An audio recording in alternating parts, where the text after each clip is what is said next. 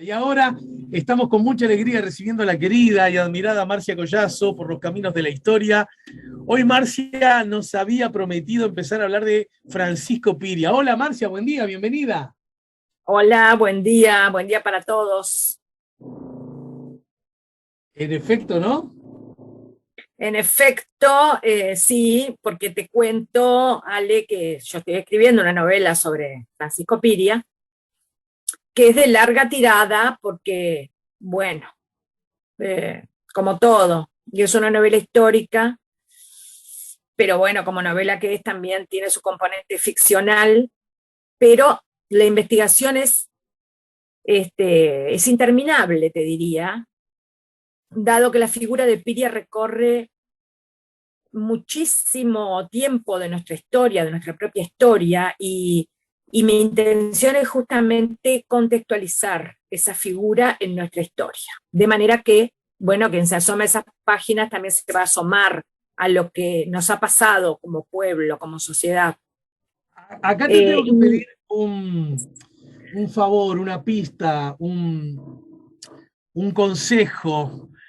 En tu condición de historiadora, de novelista, me imagino que uno puede tener interés de abordar un tema o un personaje, pero también me imagino que si el tema, y en particular el personaje, resulta en su entraña, en su lógica, en su accionar, en su peripecia, no digo que sea el caso, vos me lo dirás, con zonas que no del todo son claras, con zonas de alta contradicción, con miradas que para algunos fue un dios y para otros fue el propio Satanás, es decir, contradicciones, seducciones. Yo imagino que desde ese lugar tiene aristas mucho más interesantes a la hora de de estudiarlo primero y de transformarlo en personaje literario después. Quiero decir, si es un santo varón, si es una mujer ejemplar, si todo el mundo lo amó, si fue un buen padre, un buen obrero, un buen profesional, un buen médico, siempre pagó sus impuestos, nunca tuvo sus desbordes, siempre fue generoso. Yo no digo que no merezca ser conocido, no quiero decir eso, pero de pronto resulta menos atractivo a la hora de llevarlo a la ficción literaria. ¿Pasa algo de eso con Piria? ¿Cuáles son los ribetes que exhibe para que sea un personaje digno de ser conocido, contado, reconocido y recontado? bueno, sí, efectivamente, comenzaría por decirte que a mí me aburre sobremanera imaginar un personaje perfecto, creo que no existe por otra parte. Pero además yo siempre problematizo a mis personajes, de lo contrario no me pongo ni a escribir. Me pasó con el propio Artigas, aunque yo no escribí directamente sobre él, sino sobre su época y más que nada sobre sus mujeres, las mujeres de su familia, las mujeres bueno, su pareja, sus amores, pero me pasó. Y entonces yo creo que si no problematizamos, estamos naturalizando, ¿verdad? O sea, lo opuesto a problematizar sería naturalizar. Y naturalizar es muy peligroso, es de las cosas más peligrosas que hay, porque terminás de alguna manera avalando implícitamente cosas que casi es imperdonable avalar. ¿Mm? Porque me parece que justamente el pensamiento crítico es lo que en definitiva nos permite seguir explorando, ¿no? Tanto hacia adelante como hacia atrás. Y es lo que pasa con Piria, que claro que es un personaje polémico y que te voy a decir que me costó muchísimo y me sigue costando todavía como escritora abordarlo porque me es antipático en algunas cosas, me es fascinante en otras. Eh, por supuesto, yo no, como te dije antes, ¿verdad? O sea, caer en lo políticamente correcto o en una admiración acrítica hacia Piria porque hizo dinero, ponele, o porque fue un gran hacedor, no, de ninguna manera. No, yo no voy por ahí. Uh-huh. Creo que lo que hay que para ofrecer justamente es la interrogante siempre abierta, ¿no? Pero también te digo que me he asombrado al profundizar y al investigar con algunas cosas que yo entiendo muy, vigorosas, muy, muy buenas en Piria, como es justamente, él también tuvo un espíritu crítico enorme, sin ser un experto, ¿verdad? Tal vez si fue un experto lo fue en sus negocios, en su publicidad, pero antes que nada fue un gran intuitivo, ¿no? Siempre estaba el golpe del balde, Piria. Vos te empezás a dar cuenta de eso cuando investigás. Por ejemplo, por decirte un dato entre tantos, Piria empieza con sus remates de tierras en el año 1874, ¿no? Piria nace en 1847 en Montevideo, en plena Guerra Grande, y cuando tenía 6 años de edad lo mandan a Italia para que se eduque en el colegio de Génova. Él dice que es el Colegio Nacional de Génova, no da muchos más datos, pero hay mucho de Piria que está en sombras, muchísimo, muchísimo, y también hay muchísimo de invenciones, de francas invenciones, que a veces caen en una especie de delirio, de disparateo. Como por ejemplo toda esa pretendida faceta alquimista de Piria, ¿no? Que, bueno, puede ser muy atractivo, ¿verdad? Puede ser muy sugerente suponer a un Piria alquimista, pero en realidad no hay absolutamente nada que avale esa teoría, ¿no? Solamente hay dos cosas, te diría. Una es un químico calabrés que se llamó Raffaele Rocco Piria, que todavía no tengo la prueba del parentesco con Piria. Supuestamente habría sido uno de sus tíos. No tengo el parentesco. Fue químico, pero no fue alquimista, fue químico. Y fue un químico, un científico, que dio clases en la Universidad de Pisa y que murió un año después de que Piria llegara a Montevideo, que volviera a Montevideo. Hasta ahí es lo que te puedo decir, que habría una probabilísima pero remota conexión con algo parecido a la alquimia, pero te vuelvo a repetir, este hombre no era alquimista, era químico. Ese sería un primer dato para decir, bueno, pero ¿de dónde surge esa extendida leyenda de un Piria alquimista? ¿Y de dónde surge?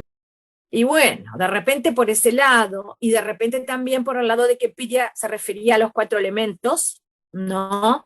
Él hablaba de aire, tierra, fuego y agua, pero lo hacía con relación a un fin muy concreto,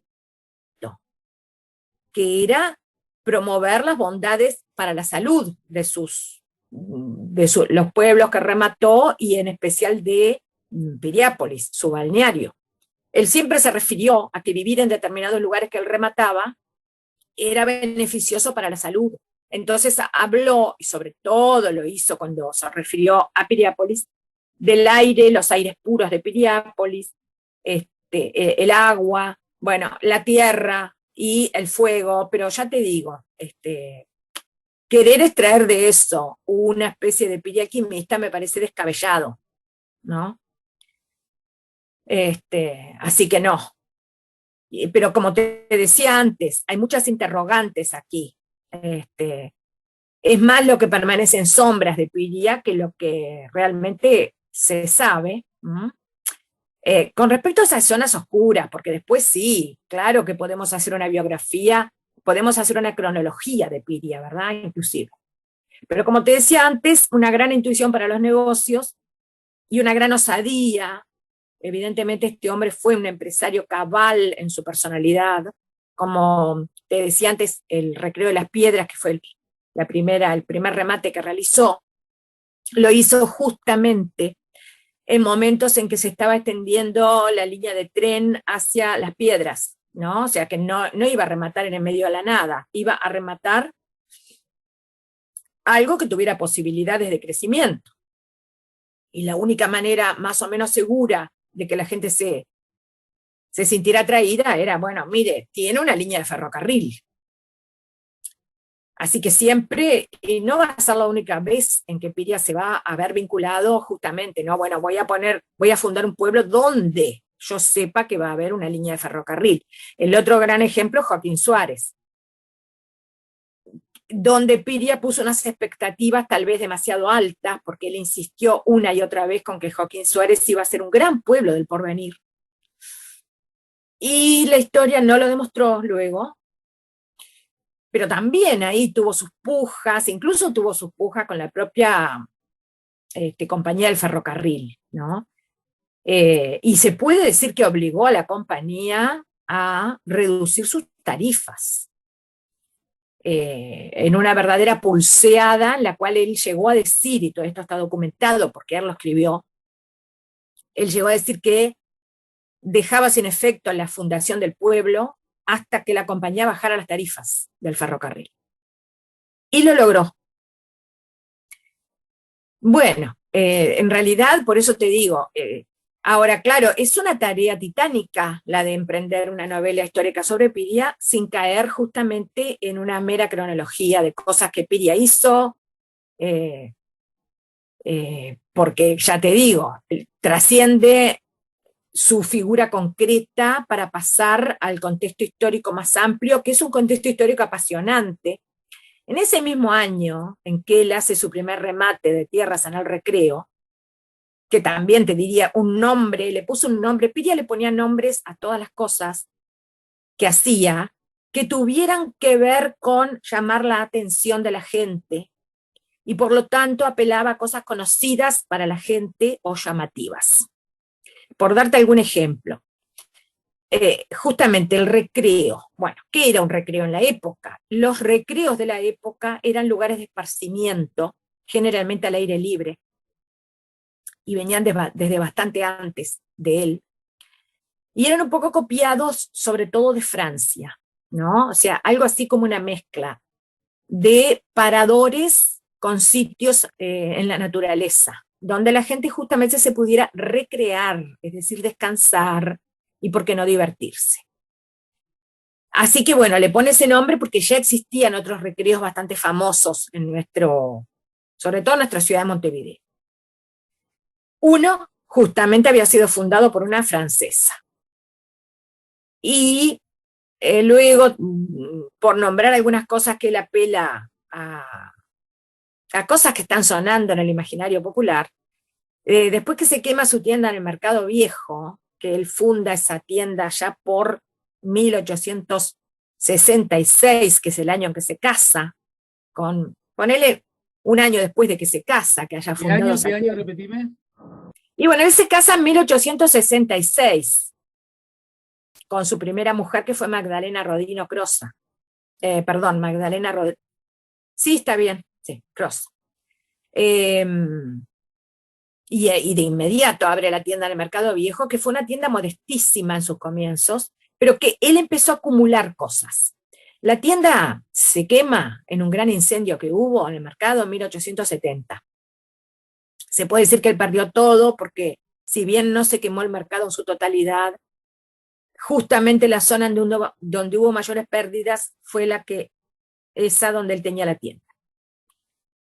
Que el mercado en sí mismo, imagínate que era una Babel de la época, porque vos tenías todo tipo de negocios en ese mercado. Te podías encontrar con, bueno, una carnicería, en donde el carnicero te cortaba con un hacha los trozos de carne, y al lado una librería, y más allá una ferretería, y más allá una talabartería, y más allá una platería de aperos criollos. Entonces, en esa abigarrada mezcla es donde va a aparecer también la tienda de Piria, que más que nada, en sus modestos orígenes, se dedicaba a rematar prendas de muy escaso valor. Pero, como te digo, después que ocurre el incendio, si bien él mantiene esa tienda, él va a abrir otra en 1872, en 18 de Julio y Andes, tienda que también va a mantener. Y unos años después, en 1876 o 77, abre en la que había sido su propia casa natal, en 33 y Rincón, una tienda de ropa. Fíjate cómo él va acumulando cosas, ¿no es verdad? Para recapitular un poco, 1870 todavía restablece o restaura su tienda de Mercado Viejo. Bien. Además, abre otra que se llamó la Exposición Universal. ¿Por qué le puse la Exposición Universal? ¿Qué era? Y la Exposición Universal eran aquellas mega exposiciones que se hacían en el Palacio de Cristal de Londres o en París, en donde se llevaban artículos del mundo entero, ¿no? Para celebrar negocios transnacionales, diríamos hoy. No, o sea, ¿qué nombre fue a elegir? Y además la Exposición Universal, justamente del año anterior, le había otorgado varias medallas a productos uruguayos, entre ellas varias medallas de oro. Así que no era casual que eligiera ese nombre, o sea que ya a esa altura tiene 2 establecimientos. Sumale el tercero, que va a ser el de 33 y Rincón, en donde él empezó a fabricar ropa de confección bastante barata, pero mira el nombre que le pone a una especie de abrigo o tapado que fabricaba. Le va a llamar el tapado Remington, que tampoco es casualidad. Por eso digo que también fue un maestro de la publicidad, Piria, ¿no? Porque los fusiles Remington estaban empezando a llegar al país, ya habían llegado al país, y los va a monopolizar el gobierno dictatorial de Lorenzo Latorre. O sea, nadie podía tener un fusil Remington en este país, salvo el Ejército Nacional. Y esto es así, bueno, porque ya sabemos que nosotros, desde nuestros albores como país, estábamos enfrascados en guerras civiles. La Guerra Grande fue la peor, pero no fue la única.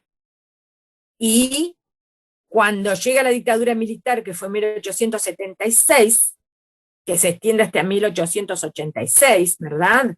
A eso Piria le llamó la década infame. Piria no tenía pelos en la lengua.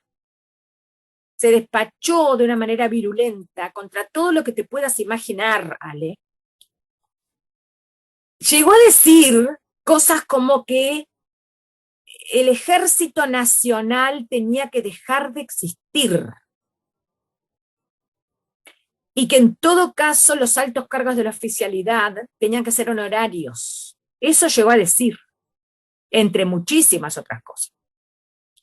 Pero entonces, bueno, me voy un poco por las ramas, ¿no? Pero volviendo a los nombres que Piria le da a sus emprendimientos, ya ves que él apela a cosas muy poderosas de la imaginación popular. Bueno, el primer pueblo de entidad que funda en 1882 le llama Joaquín Suárez. Aquí también te tengo que decir, Joaquín Suárez fue un gran patriota, un hombre de alguna manera providencial, que siempre estaba en el momento justo, que sacaba las papas del horno, ¿verdad? Cuando cesaban gobiernos por algún motivo de inestabilidad política, ahí aparecía Joaquín Suárez para hacerse cargo interinamente del poder. Piria admiraba muchísimo más a Joaquín Suárez que a Artigas. A Artigas aparentemente no lo quería demasiado. Por eso le va a poner Joaquín Suárez a ese pueblo. Y así podríamos seguir, pero vuelvo a repetir, hay sombras en la vida de Piria que de alguna manera, yo no sé si es por apresuramiento o por negligencia, que hay gente que las repite, ¿no? Acríticamente. Como eso de la alquimia o la iglesia inconclusa. La iglesia inconclusa de Piriápolis, bueno, todo el mundo se refiere a ella, se pregunta por qué nunca se terminó. Pero no es la primera iglesia que funda Piria. De nuevo, en Joaquín Suárez, Piria fundó una iglesia, construyó una iglesia, que luego donó a la curia. Así que no es la primera, y seguramente con un poco de buen sentido podemos concluir en que la iglesia de Piriápolis la quiso hacer precisamente para donársela a la curia. Y los motivos por los cuales no la terminó no los conocemos, pero no creo que haya habido por el medio nada relacionado ni con alquimia, ni siquiera con masonería, y mucho menos con maldiciones, ¿no? Perfecto. O sea que ya ves, no sé, la cantidad de leyendas que se enredan con su figura. Bueno, ¿y para cuándo esa novela entonces? Bueno, yo me la estoy tomando con cuidado, con morosidad, en el sentido de ir despacio. Más que nada porque yo hasta que no le encuentro un ritmo, no estoy contenta. Y la verdad es que todavía le estoy buscando el ritmo a la novela. Estoy trabajando en ella. Pero ya te digo. ¿Para este año o el que viene? No, para el que viene porque es casi imposible abordar un trabajo de esta naturaleza sin dedicarle mucho tiempo. ¿Para cuándo tu próximo curso? Bueno, no, el próximo curso va a ser en septiembre y va a ser la continuación de la Rusia de los zares. Vamos a continuar con la Rusia de los zares, pero vamos a ir hacia la gran revolución de 1917. Un poco también vamos a trabajar las causas de esa revolución de 1917 y vamos a buscar esas causas, entre otras, en la propia cultura y en las propias mentalidades de Rusia, de la Rusia zarista. En su momento lo afinaremos, pero va a ser para septiembre. Te mando un beso grande, cariñoso, y te agradezco mucho, ¿sí, Marcia querida? Gracias a vos, Ale, como siempre, y un saludo a la audiencia.